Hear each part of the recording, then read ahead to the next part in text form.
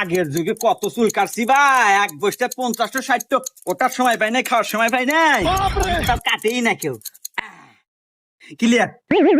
এই যে দেখো। এবা তুমি তো ভালো চুল কেটে দাও, এখন না এখন দেখা যাইতেছে আমাক। এবা তাহলে এলো দাড়িটা কেটে দাও। আচ্ছা দিতেছি, সব ব্যবস্থাই আছে আমার কাছে। এই দাও।